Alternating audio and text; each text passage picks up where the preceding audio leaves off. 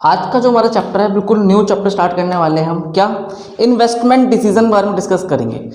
बिल्कुल fresh chapter आज start हो रहा है हमारा, बिल्कुल न्यू कॉन्सेप्ट है इन्वेस्टमेंट डिसीजन।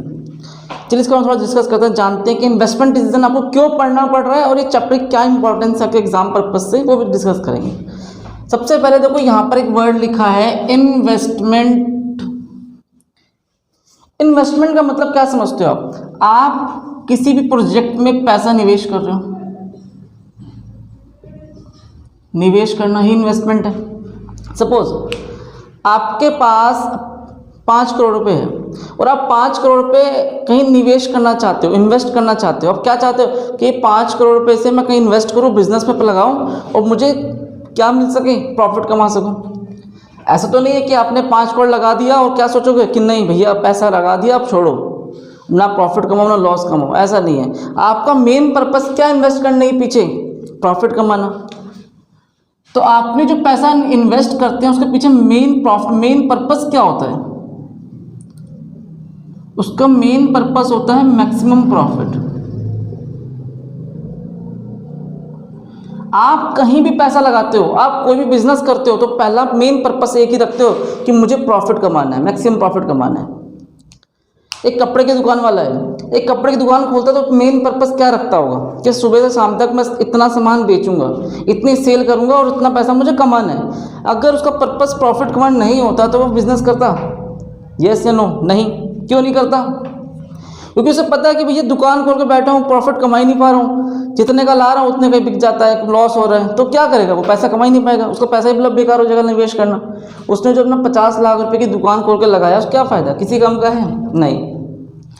तो आपको इस चैप्टर में पूरा ही कॉन्सेप्ट घूमता रहेगा किस पे, इन्वेस्टमेंट डिसीजन पे। इसका पर्पस क्या होता है, प्रॉफिट कमाना। सपोज आपके पास 3 ऑप्शन है, project A, project B, project C. Suppose project A वाला कहता है कि भैया 5 करोड़ रुपए लगाओगे तो बिजनेस कर पाओगे, लेकिन कंडीशन क्या कह रहा है, आप जो प्रॉफिट कमाओगे ना इसमें हर साल 25% कमाओगे, बहुत ज़्यादा है। आप 5 करोड़ रुपए लगाओ और 25% प्रॉफिट कमाओ। प्रोजेक्ट बी कहते हैं कि भैया 50 लाख लगाओ 5% ही कमाओ, ठीक है। प्रोजेक्ट सी ने बोला कि भैया 25 करोड़ लगाओ और सबसे ज़्यादा 50% प्रॉफिट कमाओ। अब एक बात सोचो, आपके पास जो पैसा है, आपके पास जो मनी की बात करें अगर हम, सिर्फ और सिर्फ करीब 1 करोड़ के आसपास पैसा है आपके पास, तो पहला ख्याल आपके मन में क्या आएगा कि भैया ये तो छोड़ ही दो सोचना, क्योंकि ये प्रोजेक्ट मेरे बस की नहीं है। प्रॉफिट तो बहुत ज़्यादा है, बहुत बात ठीक है, लेकिन आपके पास पैसा ही नहीं है, 1 करोड़ रुपये है, तो क्या आप निवेश कर पाओगे, इन्वेस्ट नहीं, आपकी जेब एफर्ट ही नहीं कर पा रही है। 5 करोड़ वाली बात ये भी बहुत ज़्यादा है। अब अगर मैं आपसे कहूँ कि भैया मैं तुम्हें एक बिजनेस बताता हूँ, लेकिन उसके लिए तुम्हें 50 करोड़ रुपये चाहिए, 25 करोड़ रुपये चाहिए, लेकिन तुम्हें 25 करोड़ रुपये 6 महीने के अंदर अंदर तुम्हें रिटर्न आ जाएगा। आप क्या बोलोगे कि सर रहने दो, ये प्लान बताने से अच्छा है आप पढ़ाई लो। क्यों बोलोगे ऐसा कि भैया ना तो मेरे पास 25 करोड़ रुपये है और ना ही मैं पैसा लगा पाऊंगा और ना ही वैसा कभी सोच पाऊंगा। कॉमन सी बात है। आपके पास जो प्लान होता है, प्रोजेक्ट है, आपके पास जो पैसा इन्वेस्ट करना है वो आपकी जेब के अकॉर्डिंग होना चाहिए कि आप इतने कैपेबल हो कि इतना पैसा निवेश कर सकते हो, इन्वेस्ट कर सकते हो, जो भी है। आपके पास 1 करोड़ का था तो आप क्या सोचोगे कि भैया ये वाला ठीक रहेगा। 50 लाख लगा रहे हो, 5% कमा रहे हो, तो डिफरेंट तरीके हैं निवेश करने के। कई सारे प्रोजेक्ट होंगे, कई सारे आपके पास ऑप्शंस आएंगे बिजनेस के। आपको अपने अकॉर्डिंग डील करनी है कि आप कहाँ पैसा लगाना चाहते हो जिससे आपको अच्छा प्रॉफिट रिटर्न हो सके और आपके अकॉर्डिंग ही वो पैसा इन्वेस्ट हो सके। ऐसा भी ना हो कि वहाँ पर इन्वेस्टमेंट बहुत ज़्यादा है लेकिन आपकी जेब एफर्ट ना कर पाए, ये भी बेकार है। या बहुत ज़्यादा कम है और प्रॉफिट ही नहीं मिल रहा है, तब भी ठीक नहीं है। तो आपको दोनों चीज़ यहाँ पर डिस्कस की जाती है। तो इन्वेस्टमेंट डिसीजन का जो मेन पर्पस था बस वही है, आप पैसा निवेश कर रहे हो क्यों, आपको प्रॉफिट कमाना है। इस चैप्टर में जो आपकी 2 बातें डिस्कस की जाएगी, एक तो कैपिटल बजटिंग,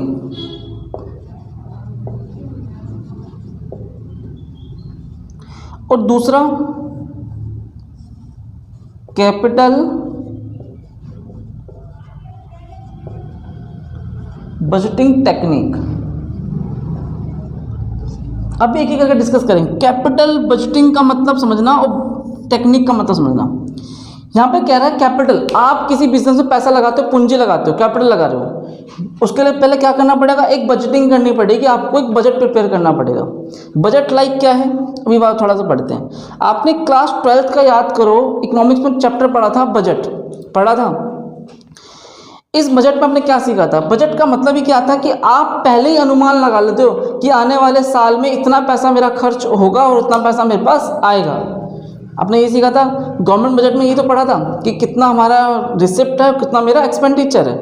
तो यहाँ पर वही कैपिटल बजटिंग है, आप पहले ही अनुमान लगा लेते हो कि कितना पैसा आपको इन्वेस्ट, जो प्रोजेक्ट में आप इन्वेस्ट करने वाले हो उसका क्या बजटिंग है, कितना पैसा उस पर लग सकता है, खर्च आएगा। कॉमन सी बात है।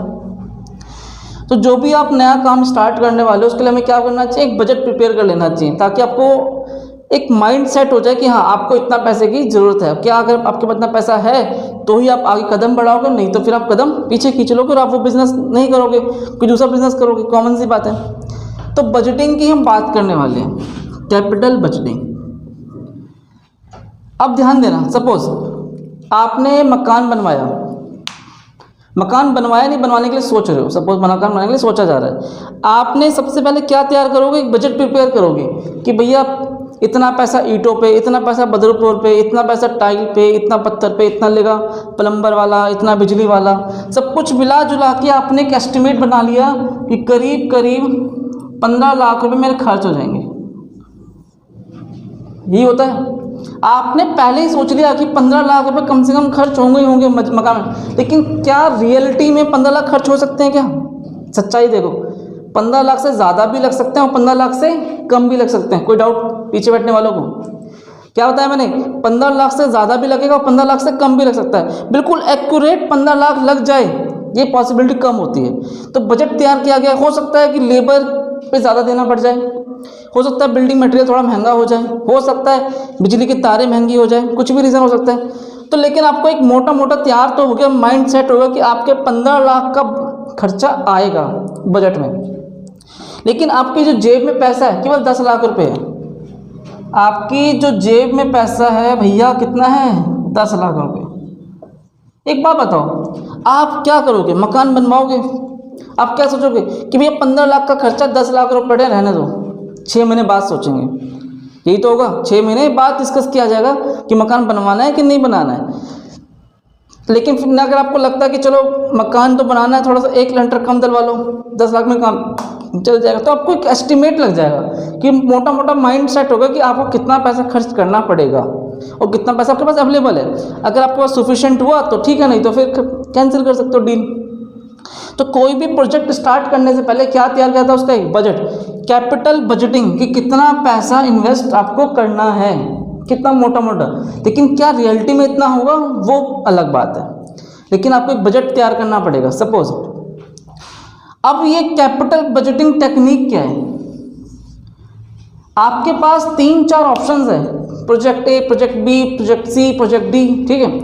उसमें आपके पास आपने सबका बजटिंग करके देखा और उसके बाद एनालाइज किया किसमें आपको ज़्यादा बेनिफिट मिलने वाला है। उसे क्या बोलेंगे? Capital budgeting technique. टेक्निक का मतलब क्या है? इवैल्यूएशन। आप उसके अंदर जांच पड़ताल कर रहे हो, आप इसके अंदर क्या कर रहे हो? इवैल्यूएट कर रहे हो, बातों को उसमें चेक कर रहे हो, बजटिंग कर रहे हो। डिफरेंट मेथड है टेक्निक करने के, कई सारे मेथड पढ़ोगे आप, पे बैक हो गया, एनपीवी हो गया, कई सारे मेथड पढ़ने के डिस्कस करेंगे। तो इससे आप ये पता लगाओगे कौन सा प्रोजेक्ट आपके लिए बेनिफिट ज़्यादा है, जो आपको ज़्यादा बेनिफिट दे रहा है इन्वेस्ट करने के बाद, और जो आपको ठीक नहीं लगेगा उसे क्या कर दोगे? आप उसे बंद कर दोगे, स्क्रैप कर दोगे, मतलब उस प्रोजेक्ट के बाद करोगे ही नहीं। तो कैपिटल बजटिंग टेक्निक का मतलब ये है इवैल्यूएशन की बात करना, उन जो बजट आपने तैयार किया उसे इवैल्यूएट करना, चेक करना, ताकि वो आपके लिए बेनिफिट है या नहीं। ठीक है, इसको एक रियल लाइफ से एग्जांपल के थ्रू समझते हैं, बहुत इंपॉर्टेंट है वो। आपको बिल्कुल समझ में आ जाएगा कि चैप्टर पढ़ने के पीछे हमारा मेन पर्पस क्या रहने वाला है। तो बहुत इंपॉर्टेंट, मैं आपको एग्जाम्पल दूंगा, वो बहुत इंपॉर्टेंट चीज समझना, बिल्कुल रियल लाइफ पे बेस्ड है आपका, क्या है, इन्वेस्टमेंट डिसीजन के बेस्ड पे। सपोज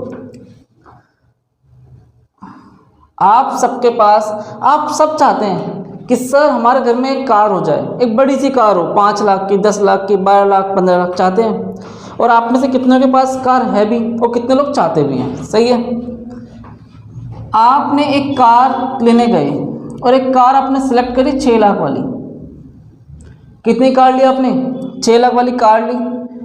और अगर आप 6 लाख की आपने कैश में लिया, सपोज मान लेते हैं कैश की बात कर रहे अभी हम, उधार की बात नहीं कर रहे, 6 लाख का आपने क्या लिया?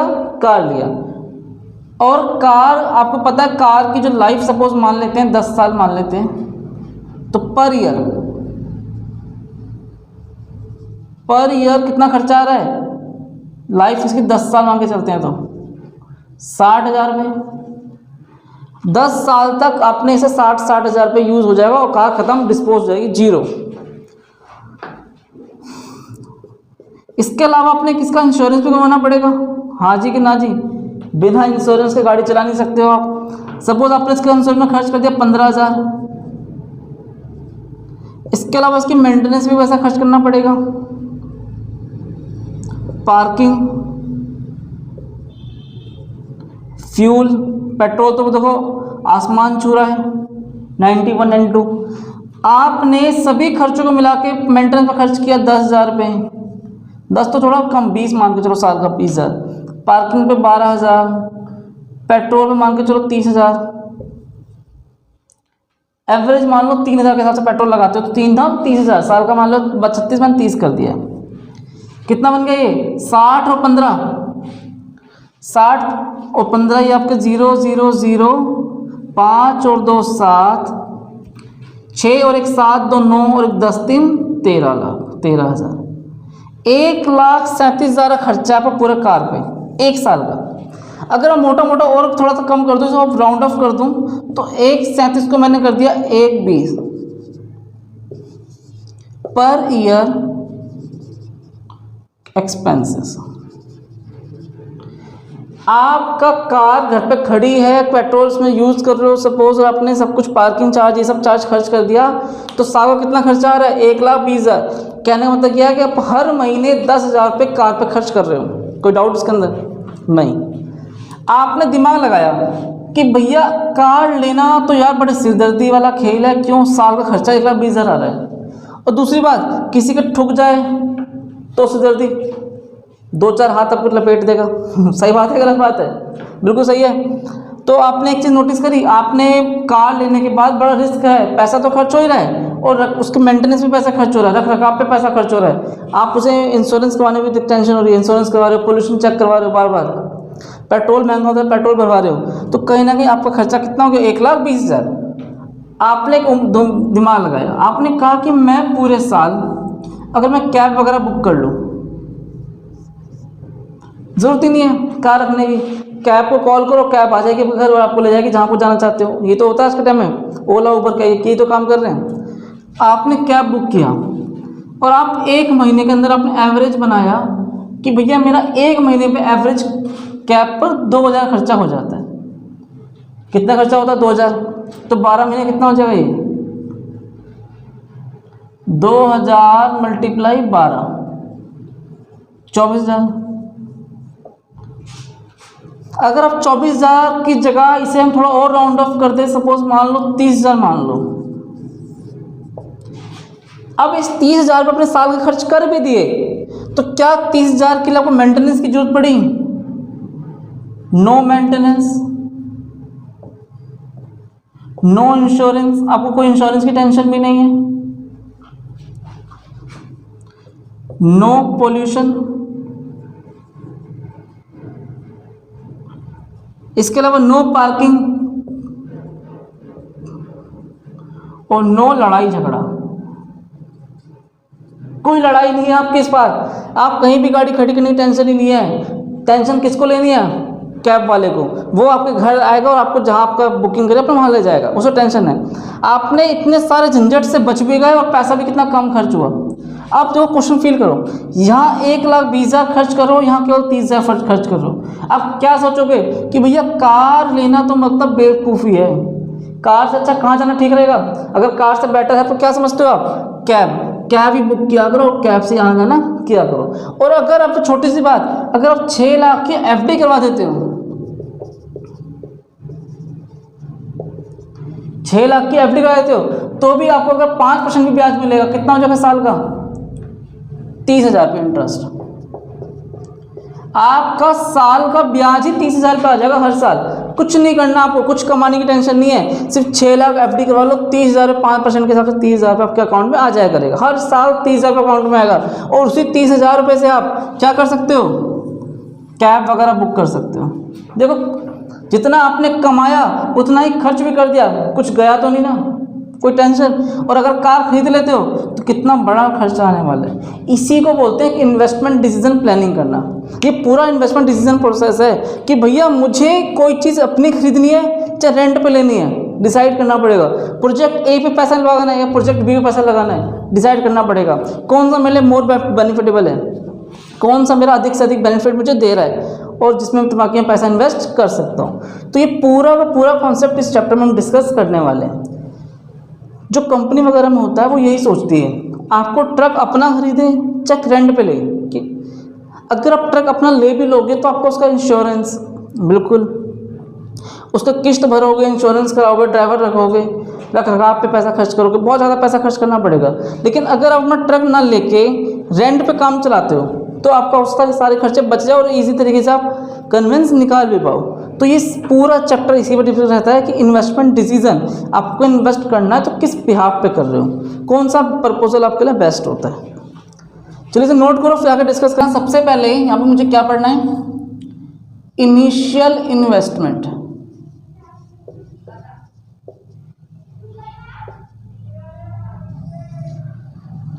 इनिशियल इन्वेस्टमेंट के बारे में डिस्कस करेंगे। देखिए, कोई भी प्रोजेक्ट आप स्टार्ट करने वाले हो, बिजनेस स्टार्ट करने वाले हो सपोज, तो क्या बिजनेस मन में सोच लिया और बिजनेस हो गया क्या? ऐसा होता है क्या? नहीं। क्या करोगे?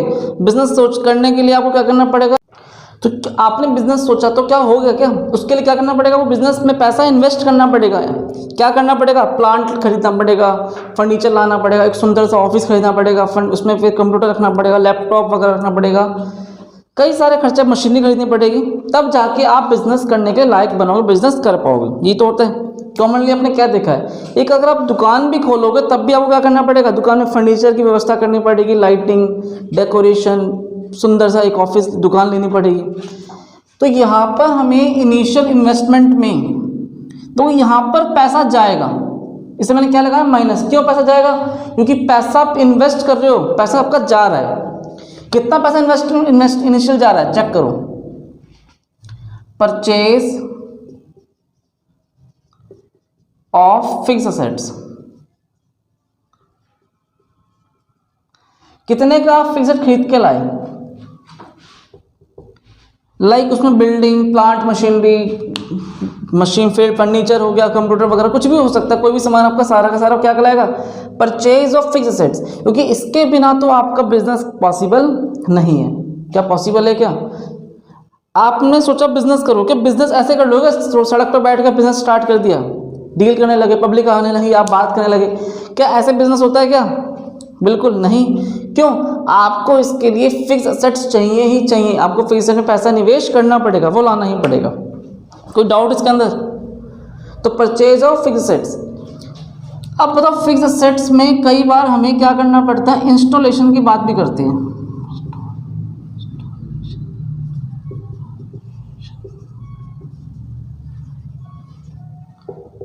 सपोज कोई मशीनरी वगैरह है, मुझे उसे इंस्टॉल करवानी है, तो उस पर भी पैसा क्या करना पड़ेगा? खर्च। जब पैसा खर्च करोगे तो कैश जाएगा, इन्वेस्टमेंट हो रहा है आपका, इनिशियल इन्वेस्टमेंट। लेकिन अगर आपका, सपोज मैं मान लूँ, अगर आपका बिजनेस पुराना है, कोई बिजनेस आप पहले से डील कर रहे हो और उसमें भी कोई असेट्स वगैरह बचा हुआ था और आपने वो क्या किया? असेट्स सेल कर दिया, क्या कर दिया है, सेल कर दिया है। तो सेल करने के बाद कुछ पैसा आएगा, सेल ऑफ ओल्ड असेट्स। समझ में आया क्यों? आपने पुराना जो असेट्स था उसे सेल कर दिया, उससे क्या मिला, कुछ पैसा मिलने लगा है, तो हमने इसे क्या कर दिया, सेल ऑफ ओल्ड असेट्स। अब इसे क्या लिखेंगे, माइनस।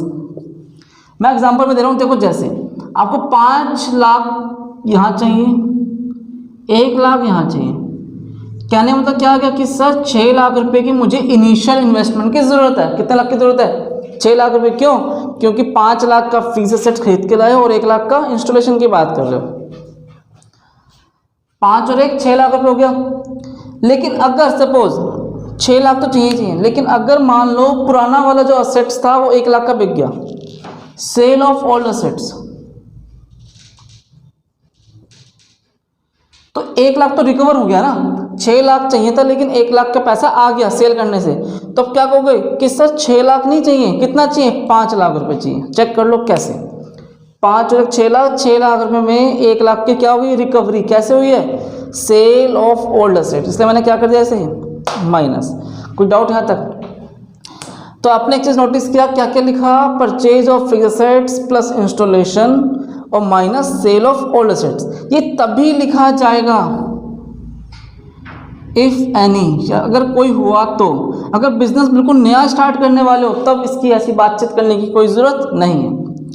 तो आपको इनिशियल इन्वेस्टमेंट करने के लिए 6 लाख नहीं चाहिए, कितना चाहिए, 5 लाख रुपए चाहिए, 1 लाख की रिकवरी हो रही है। लेकिन अब sale of old assets 1 lakh का बिक गया, तो ये जो असेट्स आप बेचते हो इस पे प्रॉफिट भी हो सकता है और लॉस भी हो सकता है। कोई डाउट? ये जो हमने 1 लाख का बेचा है इस पे हम क्या कमाएंगे, प्रॉफिट भी कमा सकते हैं और लॉस भी कमा सकते हैं। अगर आप प्रॉफिट कमाते हो तो टैक्स, प्रॉफिट कमाए तो टैक्स देना पड़ेगा, टैक्स ऑन कैपिटल गेन। ये आप टैक्स वाला वर्ड है कैपिटल गेन, जो आपने टैक्स में पढ़ा था। अगर कोई असेट्स बेचते हो, प्रॉफिट कमा लेते हो, उस पर क्या देना पड़ेगा, टैक्स देना पड़ेगा, टैक्स ऑन कैपिटल गेन। आपने सपोज मान लो 50,000 की बात करी, मैं एक छोटा छोटा एग्जांपल दे रहा हूँ, मोटा मोटा एग्जांपल। आपको गवर्नमेंट को टैक्स देना पड़ेगा, तो मतलब 50,000 रुपये भैया और अपने हाथ में रख लो। क्यों? आपको 50 रुपये टैक्स भरना पड़ेगा। अगर आपकी असेट्स प्रॉफिट में बिकती है तो टैक्स का पैसा आपको देना बिल्कुल पड़ेगा। लेकिन सपोज आपको लॉस पे बेचते हो, टैक्स ऑन कैपिटल लॉस, तो ये पैसा हम माइनस भी कर सकते हैं। आपने टैक्स में पढ़ा था ना, राइट ऑफ करना, सेट ऑफ करना, आपको इसका बेनिफिट पूरा टैक्स में मिल जाएगा। तो अगर आप प्रॉफिट में बेचते हो तो 50,000 पे 5 रख के चलना, क्योंकि देना पड़ेगा। लेकिन लॉस पे बेचते हो तो फिर आपका वो पैसा राइट ऑफ हो जाएगा, सेट ऑफ हो जाता है। ये तभी करना जब क्वेश्चन में बोले, अदरवाइज ये करने की कोई ज़रूरत आपको नहीं है। अब एक बात बताओ, आपने फिक्स असेट्स खरीद लिया, खरीदा कि नहीं खरीदा, इंस्टॉलेशन कर दिया, मशीन फिक्स्ड भी कर दी, असेट्स भी आ गया, सब कुछ आ गया, क्या बिजनेस चलने लगेगा? सोचो, आपके पास मशीनरी है, फर्नीचर है, बिल्डिंग है, प्लांट है, एसी है, टीवी, फ्रिज, कंप्यूटर है, सब कुछ है, क्या बिजनेस चल सकता है क्या? हाँ या ना? ना जी। क्यों ना जी? चेक करो, आपकी एक दुकान है, आप मार्केट में जाते हो, आपकी दुकान, आपने एक दुकान खोली और दुकान में बहुत अच्छा डेकोरेशन कर दिया, सुंदर सी लाइटिंग कर दी, फर्नीचर बहुत सुंदर लगा दिया, एसी लगा दिया, लेकिन बेचने के लिए सामान ही नहीं है, क्या फ़ायदा? खर्च तो कर दिया लाखों रुपए, लेकिन बेचने के लिए सामान ही नहीं है, कोई फ़ायदा है? नहीं, कोई फ़ायदा है क्या? बिल्कुल भी नहीं है। क्यों? आप क्या चाहोगे कि भैया चाहे दुकान कैसी भी हो, लेकिन मेन पर्पस मेरा होना चाहिए सेल्स पे, मेरा सामान बिकना चाहिए। अगर सामान नहीं बिक रहा है तो फिर कोई फ़ायदा बिल्कुल नहीं है। तो आपने असेट्स तो लगा दिया, लेकिन आपके पास अभी भी बिजनेस चला नहीं है। बिजनेस कैसे चलेगा? जब उसे आप रन करोगे, रॉ मटेरियल लेके आओगे, कच्चा माल लाओगे, उसे बनाओगे, उसे बेचोगे, प्रॉफिट सब जाके सेल होगा और तब जाके आपका बिजनेस ग्रो करेगा। कॉमन सी बात है। इसमें मैं एक वर्ड ऐड कर दूंगा, क्या? Working capital. क्यों वर्किंग कैपिटल में लिख रहा हूं यहां पर? क्योंकि भैया बिजनेस पैसा इनिशियल इन्वेस्ट करने के लिए फिक्स एसेट की जरूरत तो पड़ेगी ही पड़ेगी, लेकिन इसके साथ मुझे वर्किंग कैपिटल भी चाहिए। रॉ मटेरियल, कच्चा माल चाहिए, पैसा हाथ में होना चाहिए ताकि हम ऐसे कुछ सामान उधार बेच सकूं, कुछ सामान उधार खरीद सकूं। अगर आपके पास वर्किंग कैपिटल नहीं है, सिर्फ फिक्स एसेट्स है, तो दिखावा है आपके पास, ये आपके पास कस्टमर नहीं आने वाला। क्यों? बेचने के लिए कुछ है ही नहीं आपके पास, कॉमन सी बात है। लेकिन अगर आपको बिजनेस ग्रो करना है, चलाना है, तो क्या करना पड़ेगा? वर्किंग कैपिटल में पैसा इन्वेस्ट करना पड़ेगा। तो ये पूरा का पूरा जो कॉन्सेप्ट है किसका पार्ट है? इनिशियल इन्वेस्टमेंट का पार्ट था। अभी इतना पैसा इनिशियली इन्वेस्ट करना है इस प्रोजेक्ट के अंदर। तो वर्किंग कैपिटल में आपने दोबारा देखो, raw material, day by day खर्चे करने के लिए, डे बाय डे लेबर की सैलरी देने के लिए, बिजली का बिल, रेंट, कई सारे एक्सपेंसेस पूरा कवर करने के लिए हमें क्या चाहिए होता है? पैसा चाहिए होता है, वर्किंग कैपिटल चाहिए। और वर्किंग कैपिटल फॉर्मूला आपने सीखा भी था क्लास 12th में अकाउंट्स में। क्या सीखा था? CA minus CL। तो वर्किंग कैपिटल फॉर्मूला क्या बन जाता है? CA minus CL। कितना करंट असेट्स आपके पास है माइनस कितनी करंट लायबिलिटी, उसे माइनस कर दो, क्या बन जाता है? Working capital. इतनी कैपिटल आपके पास होनी चाहिए डे बाय डे चलाने के लिए। लेकिन सपोज मैं आपको एग्जांपल दे रहा हूँ, इधर ध्यान देना। आपके पास स्टॉक पहले से ही 50,000 का, और वर्किंग कैपिटल की मैंने बात कर ली 2.5 लाख की। मुझे 2.5 लाख कैपिटल की जरूरत है वर्किंग कैपिटल की, लेकिन 50,000 का स्टॉक पहले से ही है, ओपनिंग है। तो लेकिन क्या मुझे 2.5 लाख की अभी भी जरूरत पड़ेगी क्या? चेक करो, नहीं। 2.5 लाख रुपए में से 2,50,000 मेरे पास पहले का स्टॉक है, तो मुझे केवल नए प्रोजेक्ट के लिए जो हम इन्वेस्ट करना चाहते हैं केवल कितना करना पड़ेगा? 2 लाख रुपए। जैसे क्या बोलेंगे? एडिशनल वर्ड लगा देंगे, एडिशनल वर्किंग कैपिटल। अगर आपका प्रोजेक्ट बिल्कुल न्यू है, न्यू बिजनेस स्टार्ट कर रहे हो, तो पूरा 2.5 लाख जो अपने सोच बनाया है, इतना पैसा आपको वर्किंग कैपिटल का पैसा चाहिए। लेकिन अगर आपका बिजनेस पहले से स्टेब्लिश है, ओल्ड बिजनेस, और आप नया प्रोजेक्ट पे काम कर रहे हो, तो आपको कुछ ना कुछ स्टॉक तो पहले से होगा ही होगा। तो क्या करेंगे? जितने की आपको नीड है उसमें से इसे माइनस कर दो, कितना आ जाएगा? Additional working capital. कोई डाउट यहाँ तक? पक्का? तो सबसे पहले आपने दोबारा रिकॉल करो, परचेज फिक्स्ड एसेट्स की बात करी, उसमें इंस्टॉलेशन की बात करी, और क्या लिखा? Working capital. और ये काम तभी करना जब क्वेश्चन में बोलेगा, अदरवाइज इसे करने की जरूरत बिल्कुल भी नहीं है, क्योंकि ये तभी हो सकता है जब ओल्ड एसेट्स बिकेगा और टैक्स की बात करेंगे। तो पहले से नोट डाउन करो, फिर आगे डिस्कस करते हैं। देखिए, अब जो आपने पढ़ा था, क्या पढ़ा? इनिशियल इन्वेस्टमेंट, कितना पैसा आपको इनिशियल इन्वेस्ट करने की जरूरत है, नीड है। इसके बाद हमें क्या पढ़ना है? Subsequent cash inflow. Inflow word से आपको समझ में आ रहा होगा कि यहाँ पर पैसा आ रहा है। पैसा तो आपने एक बार इन्वेस्ट कर दिया स्टार्टिंग में, 0 ईयर में, लेकिन हर साल क्या होने वाला है? पैसा आने वाला है, रिकवर होने वाला है। तो इसे क्या बोलेंगे? सब्सिक्वेंट कैश इनफ्लो प्लस में। तो पैसा कैसे आता है? सबसे पहले आप क्या करोगे? सामान बेचोगे, सेल्स। आपने सबसे पहले क्या किया? सामान बेचा, हर साल सामान बिकता गया। उसमें सबसे पहले आप क्या माइनस करोगे? वेरिएबल एक्सपेंसेस, बिल्कुल। फिर माइनस करोगे फिक्स्ड एक्सपेंसेस।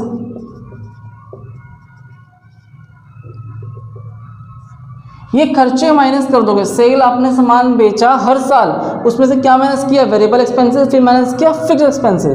और देखो, ये पूरा का पूरा जो कॉन्सेप्ट चल रहा है बजटिंग पे चल रहा है, पूरा बजट बनाया जा रहा है। कितना सामान आपने बेचा और कितना कितना उसमें खर्चे अपने माइनस कर दिए। देखो, 2 तरह के एक्सपेंसेस में लिखे हैं, वेरिएबल और फिक्स्ड। इसके बारे में हम पहले भी डिस्कस कर चुके थे। वेरिएबल एक्सपेंसेस लाइक जो प्रोडक्शन बढ़ाने पे बढ़ते हैं और प्रोडक्शन कम होने पे कम हो जाते हैं, जैसे वर्कर की सैलरी, इलेक्ट्रिसिटी।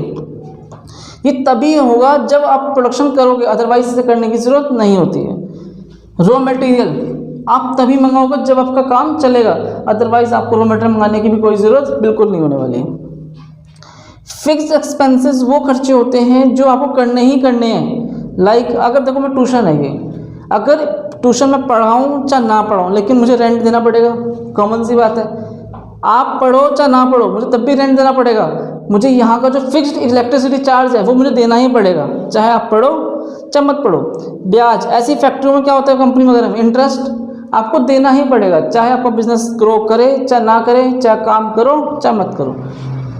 तो कुछ खर्चे क्या होते हैं? फिक्स्ड, और कुछ होते हैं वेरिएबल। वॉचमैन की सैलरी क्या है? फिक्स्ड है। अगर आपने वॉचमैन रख लिया तो उसे मतलब नहीं है कि आप फैक्ट्री चला रहे हो कि बंद कर रहे हो, उसे भैया अपनी सैलरी से मतलब, उसे अपने पैसा चाहिए ही चाहिए। तो दोनों खर्चे माइनस कर दोगे।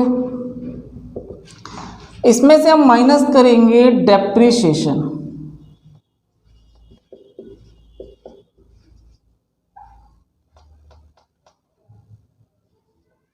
डेप्रीशिएशन। और अगर आप डेप्रीशिएशन माइनस कर दोगे तो वो डेप्रीशिएशन माइनस किया, सेल में से खर्चे माइनस करते, दोनों डेप्रीशिएशन माइनस करते, तब इसमें से क्या माइनस करोगे, जो आएगा माइनस टैक्स, माइनस टैक्स। और ये टैक्स जानने के लिए ही आपको ये सारी चीज़ें माइनस करनी पड़ी थी, ताकि रियल प्रॉफिट आ सके और जो एक्चुअल प्रॉफिट आ सके उसके बिहाफ पे आप टैक्स पे कर सको। कॉमन सी बात है। टैक्स कब दोगे आप, जब आप प्रॉफिट कमाओगे, तो आपको सेल्स में सारे खर्चे माइनस करने पड़ेंगे, तब क्या निकलेगा, प्रॉफिट आएगा। और प्रॉफिट में से क्या देना पड़ेगा, टैक्स देना पड़ेगा। लेकिन एक बात बताओ, मैं डेप्रीशिएशन थोड़ा स्टार लगा रहा हूँ, समझना क्यों, क्या डेप्रीशिएशन का पैसा कैश में जाता है, हाँ या जी या ना जी, चेक करो। आपने पढ़ा था कैश फ्लो स्टेटमेंट, आपने इसमें क्या देखा था, डेप्रीशिएशन कैसा, ये नॉन कैश एक्सपेंसेस है, ये पैसा कैश के फॉर्म में नहीं जाता है। मैं बिल्कुल मानता हूँ ये खर्चा जाएगा कैश में, ये खर्चे बिल्कुल कैश में जाएंगे, लेकिन ये खर्चा डेप्रीशिएशन वाला खर्चा कैश में जाने वाला नहीं है। तो आपके पास जो इनफ्लो आने वाला है आएगा इतना, और उसमें से सिर्फ ये दो खर्चे माइनस हो रहे हैं, आपके पास डेप्रीशिएशन देने की जरूरत नहीं है। तो इसे क्या करेंगे, रिवर्स ऐड कर देंगे, डेप्रीशिएशन। कोई डाउट यहाँ तक, क्योंकि ये पैसा क्या है, नॉन कैश, इसलिए कैश में जाने वाला नहीं है। और इसके अलावा अगर आप कोई कैपिटल एक्सपेंडिचर करते हो तो उसके लिए पैसा चाहिए, कैपिटल एक्सपेंडिचर के लिए माइनस कैपिटल एक्सपेंडिचर। लेकिन क्या कैपिटल एक्सपेंडिचर हर साल करते हो क्या, नहीं, ये भी कभी कभी वाले हैं, 5 साल में एक बार, 10 साल में एक साथ, 4 साल में एक बार आपने पैसा इन्वेस्ट कर दिया कैपिटल एक्सपेंडिचर पे। तो ये आप, ये मेथड डायरेक्ट मेथड था, आपने डायरेक्टली जाना था इसे, जिसमें सेल्स में से अपने खर्चे माइनस किए, टैक्स माइनस किया, फिर दोबारा डेप्रीशिएशन ऐड कर दिया। लेकिन इसका एक इनडायरेक्ट भी है, पहले वो भी डिस्कस करते हैं। पैसे कॉपी करो, ये आपको पढ़ना है। सबसे पहले आएगा नेट प्रॉफिट। नेट प्रॉफिट में अगर आप फिर ऐड करेंगे डेप्रीशिएशन, क्योंकि नॉन कैश एक्टिविटी है, यहां पर हम ऐड करेंगे इंटरेस्ट 1 माइनस टैक्स। ये 1 माइनस टैक्स क्यों करना पड़ा, अभी समझते हैं, समझना ध्यान से। मैं 2 एग्जांपल दूंगा। सपोज 2 कंपनी है, प्रॉफिट EBIT लिखो इसे आप, आपके पास EBIT दे रखा है 1 लाख, यहां भी 1 लाख, माइनस इंटरेस्ट 10,000, यहाँ पे आपने इंटरेस्ट पे किया, यहाँ पर कुछ पे करने की जरूरत नहीं, क्योंकि यहाँ पे आपने लोन लिया ही नहीं था। यहाँ पर आ जाएगा 90,000, यहाँ आ जाएगा 1 लाख। इसे क्या बोलेंगे, प्रॉफिट बिफोर टैक्स। अब प्रॉफिट बिफोर टैक्स में से आप माइनस कर दोगे टैक्स। सपोज टैक्स जो आपका है 50% है, 30% मान के चलो, 30% है, तो 90,000 का 30% कितना आएगा, 27,000, बिल्कुल सही। 1 लाख का 30% 30,000 रुपये। यहाँ आपका प्रॉफिट कितना है, 0 0 0, 10 में से 7 गया 3, 8 में से 2 गया 6, इसे बोलेंगे PAT। और यहाँ पर आपका प्रॉफिट आ जाएगा 70,000। अब एक बात फील करना, ध्यान देना, आपका जो इंटरेस्ट में डिफरेंस है पूरे 10,000 का है। यहाँ आपका 10,000 इंटरेस्ट किया, लेकिन यहाँ पर आपको बिल्कुल 0, कोई इंटरेस्ट नहीं किया। तो आपका जब इंटरेस्ट का डिफरेंस 10,000 रुपये है, तो प्रॉफिट का डिफरेंस 7,000 ही क्यों, वाई?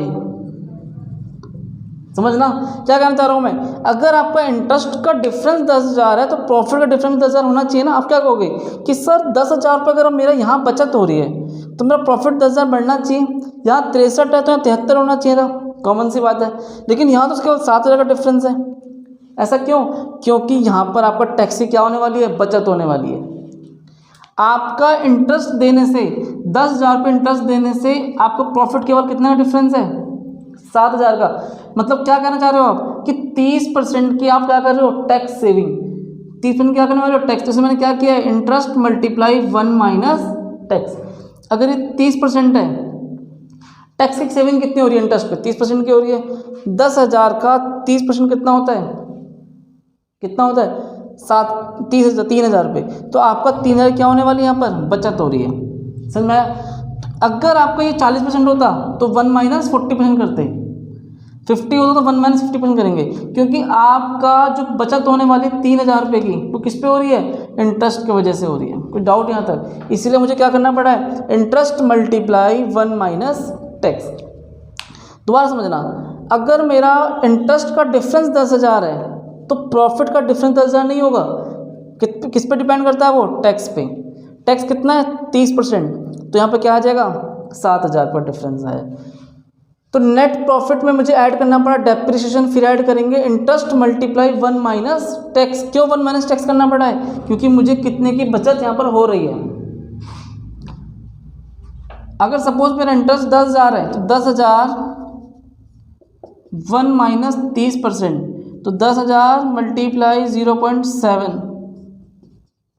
ये आपका आ जाएगा 7,000।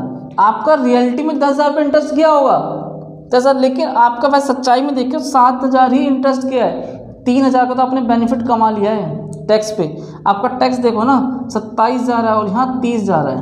3,000 की अपन टैक्स सेविंग भी तो करिए, समझना है क्यों। तो 10,000 इंटरेस्ट देने से 3,000 हमने क्या बचाया, टैक्स पे बचा लिया है। इसलिए मेरा जो इंटरेस्ट जाने वाला कितना है, मेरा इंटरेस्ट केवल 7,000 पे। क्यों, 3,000 पे मुझे टैक्स सेविंग हो गई है।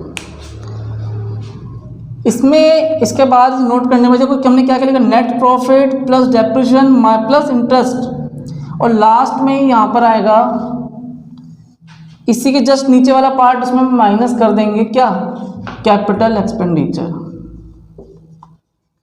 जैसा मैं डायरेक्ट मेथड में किया था। लेकिन ये हर बार खर्च होने वाले एक्सपेंसेस नहीं होते, ये कभी कभी 4 साल में, 5 साल में, 3 साल में, 7 साल बाद कुछ भी हो सकता है। तो यहाँ पर क्या लिखेंगे, कैपिटल एक्सपेंडिचर लिखेंगे। तो आपने देखा नेट प्रॉफिट में ऐड किया डेप्रिसिएशन, क्योंकि नॉन कैश एक्टिविटी है, फिर ऐड किया टैक्स का बेनिफिट कितना मिला आपको 3,000। तो इंटरेस्ट जो आपको क्या है केवल कितना गया है 7,000, और माइनस कर देंगे कैपिटल एक्सपेंडिचर। पहले से नोट करो, आपने यहाँ पर एक चीज़ नोटिस किया, मैंने क्या लिखा, नेट प्रॉफिट डेप्रिसिएशन ऐड किया और इंटरेस्ट ऐड किया। आपने एक बात पूछी भी नहीं, क्यों, कि सर आपने इंटरेस्ट क्यों ऐड किया, इंटरेस्ट तो खर्चे थे। लेकिन एक बात बताओ, अगर आपका जो बजट है, आपका जो प्रोजेक्ट है, अगर आप उसे उधार पे लेके बना रहे हो तो आपको ब्याज देना पड़ेगा। लेकिन हम क्या कहते हैं कि भैया आप जरूरी है कि आपने पैसा उधार पे ही लिया है, इतना पैसा आपके पास था और आपने पैसा अपना इन्वेस्ट कर दिया है। तो अगर आप देखो आपके पास नेट प्रॉफिट है तो यहाँ तो ऑलरेडी इंटरेस्ट माइनस किया गया होगा। अगर आपने नेट प्रॉफिट ले रखा है तो आपके ऑलरेडी क्या इंटरेस्ट माइनस कर रखा है।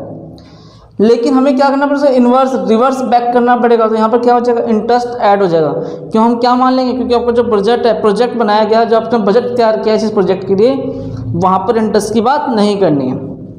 क्यों नहीं करनी है, क्योंकि वो जो इंटरेस्ट होता है वो आपका बजट की कॉस्ट में शामिल नहीं होती है। आप इंटरेस्ट तभी पे करेंगे जब आपने उधार पे सामान प्रोजेक्ट लगाया है, प्रोजेक्ट किया है। आप बैंक से लोन लेते हैं, डिवेंचर्स वगैरह इशू करते हैं, कुछ भी आप काम करते हो इंटरेस्ट देना पड़ेगा।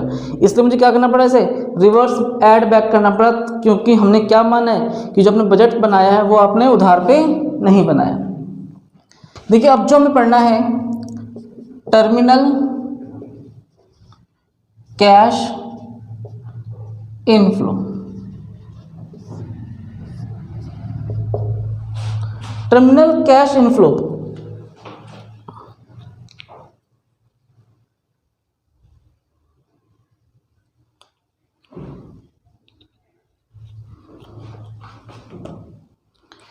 देखिए, टर्मिनल अगर आपने प्रोजेक्ट बनाया था 10 साल का प्रोजेक्ट, आपका 10 साल तक के लिए प्रोजेक्ट हमने चालू किया और 10 साल पूरे होने के बाद अपना प्रोजेक्ट खत्म कर दिया, तो क्या करोगे 10 साल बाद?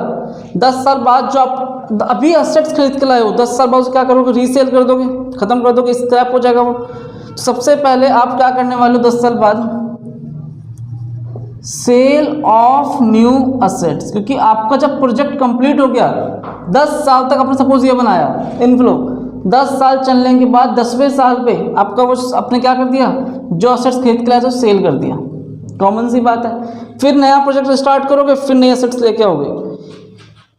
यही आपका इन्वेस्टमेंट डिसीजन बन जाता है। सबसे पहले आपने क्या किया, सेल ऑफ न्यू असेट्स, आपने इसे सेल कर दिया है। अब अपने सामान असेट्स बेचोगे तो प्रॉफिट भी कमा सकते हो, लॉस भी। अभी हमने सीखा था अगर प्रॉफिट कमाया है, अगर प्रॉफिट कमाया है तो उसमें माइनस कर देंगे टैक्स ऑन कैपिटल गेन, जितना असेट्स बिका उसमें से टैक्स चला जाएगा। लेकिन अगर लॉस है तो उसको बेनिफिट मिलने वाला है, loss on capital loss, sorry tax on capital loss.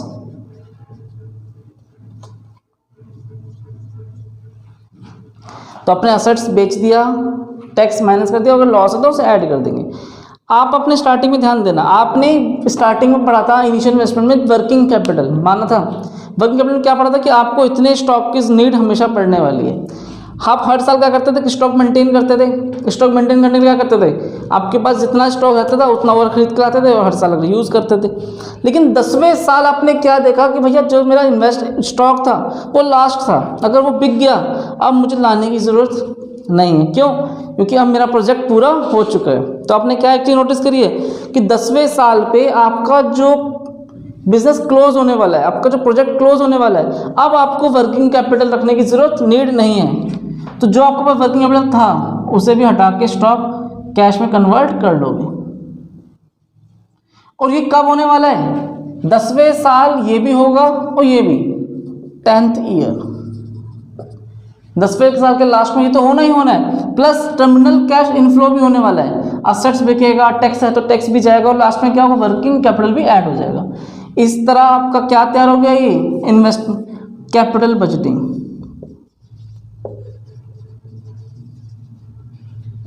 और कैपिटल बजटिंग टेक्निक जब हम पढ़ने वाले, इसका नेक्स्ट चैप्टर पढ़ेंगे, नेक्स्ट टॉपिक पढ़ेंगे वीडियो में, वो भी इसका पूरा का पूरा यूज़ वहाँ पर रहने वाला है। अगर ये कॉन्सेप्ट आपको समझ में आ जाएगा तो फाइनली वो कॉन्सेप्ट भी समझ में आ जाएगा कि वो इसी पे बेस्ड होने वाला है। तो कोई डाउट इस टॉपिक के अंदर, तो जो भी डाउट हो आपको वीडियो में, अगर जो बच्चा देख रहा है, जो यहाँ पर लाइव देख रहा है, वो कोई भी डाउट हो जरूर बताएं, शेयर करें, कमेंट करें, हम आपकी जरूर कोई प्रॉब्लम दूर करेंगे।